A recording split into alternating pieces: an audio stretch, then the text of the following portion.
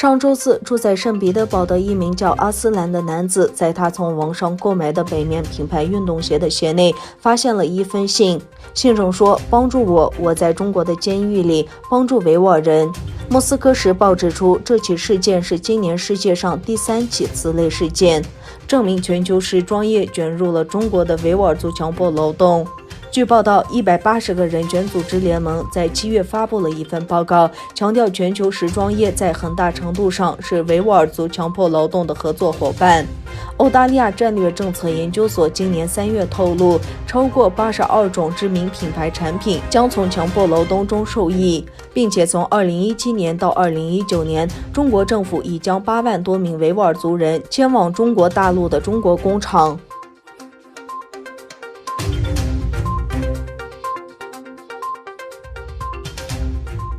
日本内阁官房长官加藤胜信在11月18日的记者会上向媒体表示，日本正密切关注东突厥散的人权状况。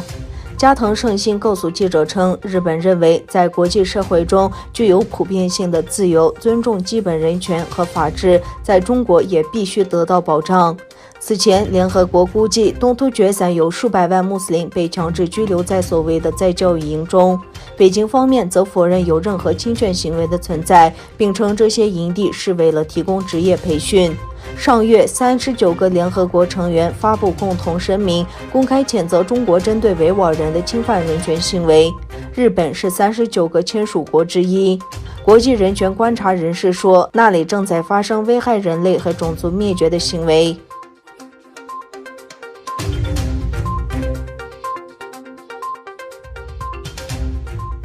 台湾东突厥散协会15日上午举办近代东突厥散独立建国历史回顾与审字座谈会。座谈会由台湾东突厥散协会理事长律师何朝东主持，国立政治大学台湾史研究所副教授李福忠、台湾智库资讯委员董立文、报瓜军事专栏作家鲁思彬等语谈。据自由亚洲电台报道，何朝东表示，会谈的主要议题是东突厥散，中国称其为新疆新边界。东突厥散不是中国所说的中国不可分割的一部分，而是一个被占领的地区，以及讨论了2个共和国在短期内瓦解的原因。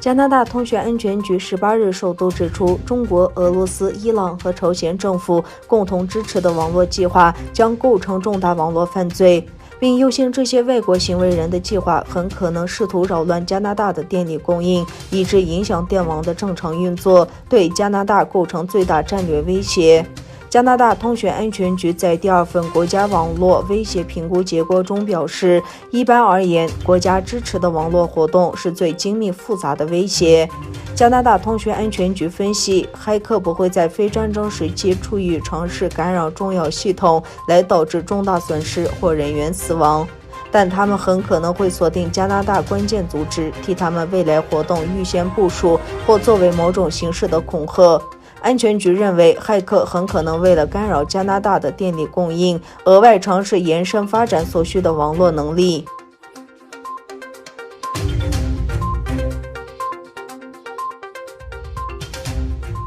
马来西亚政府表示，马国与中国已经签署合作研发官兵疫苗协议，这是马国首次与外国签署官兵疫苗协议。这项协议将让马国优先获得中国的疫苗。马国外交部以及科学、工艺与革新部等2个部门昨天发布联合声明表示，马中2国已经签署了一项有关合作研发安全有效疫苗的协议。该协议是由马来西亚科学、工艺及革新部长凯里与中国科技部长王志刚通过线上视频仪式签约。该协议的第1阶段将持续5年，然后在双方的共同批准下每年续签。